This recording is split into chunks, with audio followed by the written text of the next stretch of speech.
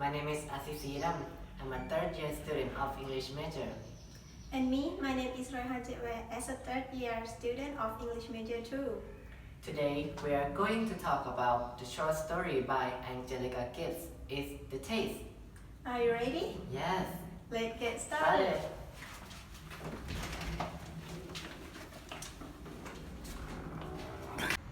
Before we are going to talk about the taste, I would like to talk about modernism first. Modernism relates to a sequence of cultural movements that happened in the late 19th and the late 20th century. They include referring development in architecture, art, music, literature, and applied techniques. Modernism flourished between 860s and 1940s, preferably till 1945 when World War II ended. During that time, a lot of importance was given to literary works. Also, this movement paid a lot of significance to original works such as painting, sculpture, architecture, and poetry. In fact, during this time, original art was considered a primary creation. And next, postmodernism. Postmodernism describes a broad movement that developed in the late 20th century and focused on philosophy, the art, architecture, and criticism, which mark a departure from modernism.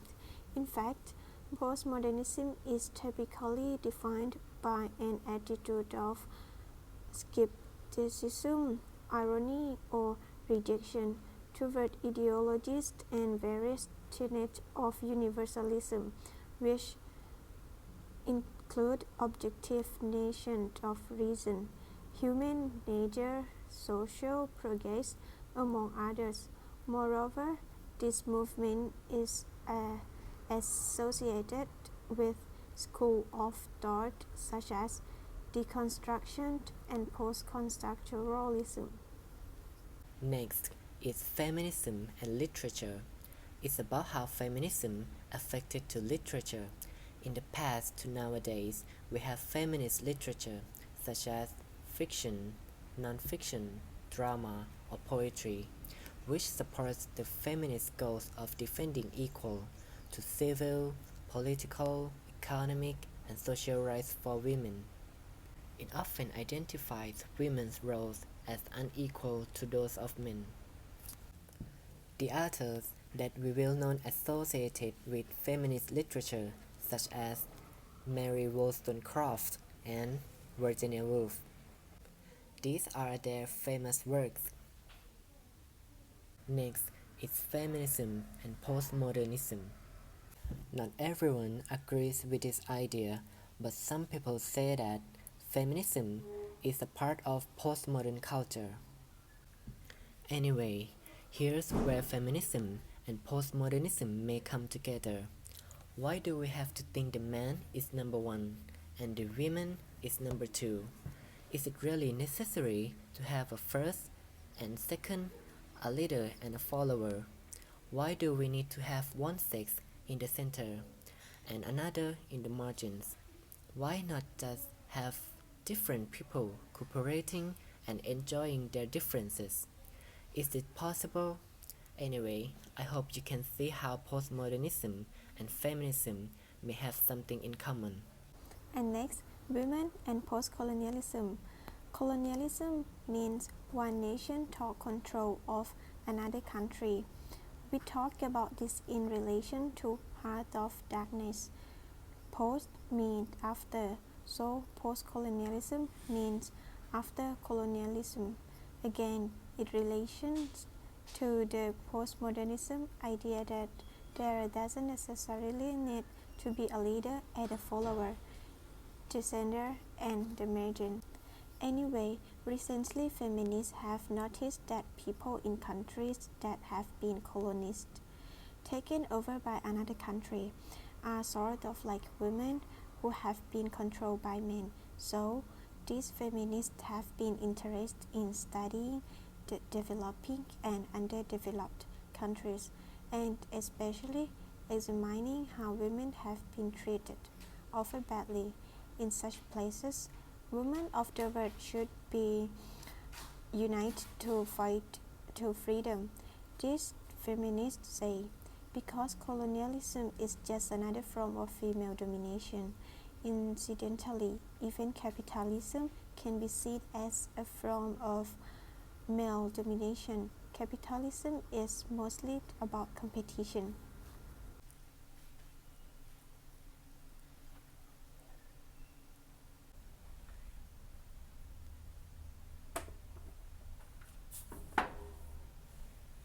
Do you know Angelica Gibbs? If you're not, let me inform you. Angelica Gibbs is an American writer. She was born in Baltimore, Maryland, United States in 1908.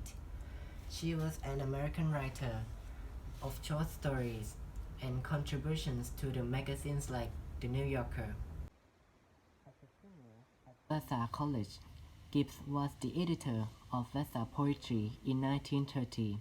She also submitting the fiction to The New Yorker in 1931. Now, let me introduce her published works. Her first novel was published in 1932 is Murder Between Drinks, and of course, her most famous short story is The Taste, was published on The New Yorker on June 15, 1940.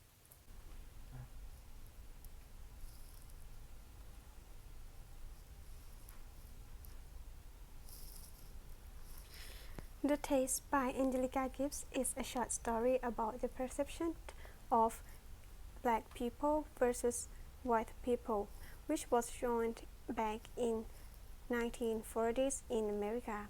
A young American African woman named Marian has failed her driving test for the second time as a result of racist inspectors.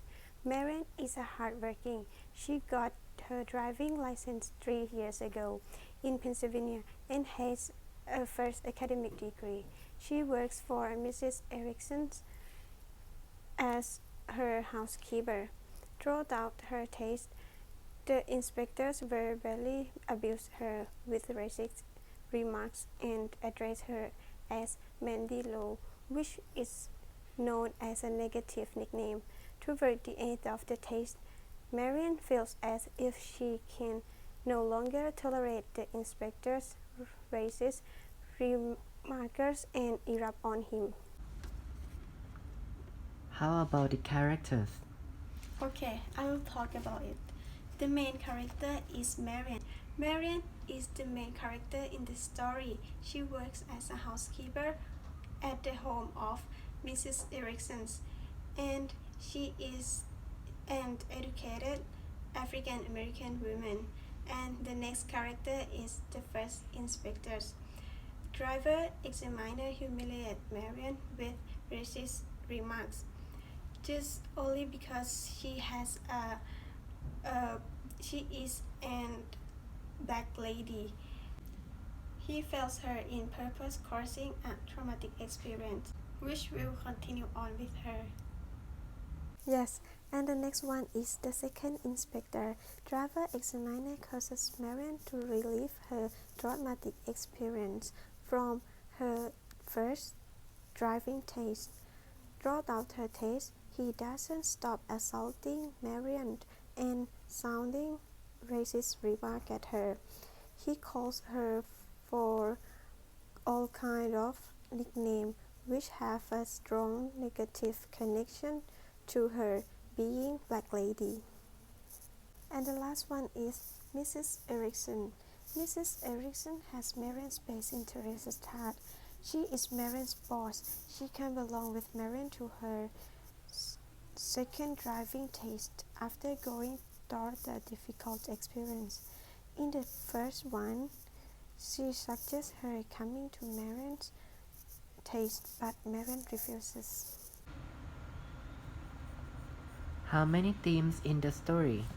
Well, there are many themes in the story, which are racism, power abuses, and injustice. The theme of racism is closely connected with the theme of power abuses, and the injustice suffered by Marian are consequences of racism. Now I'm going to talking about setting and tone of the text.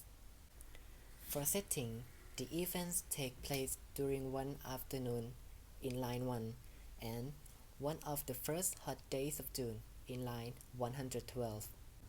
The tone of the story are prejudiced and ignorant, which show that white Americans have about Marian, like the unfair way they treat her due to her sex and the color of her skin.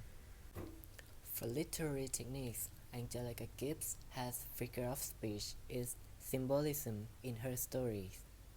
The three main characters, Marianne, Mrs. Erickson, and driving inspector, are all symbolic, as they each represent a side of society in 1940s.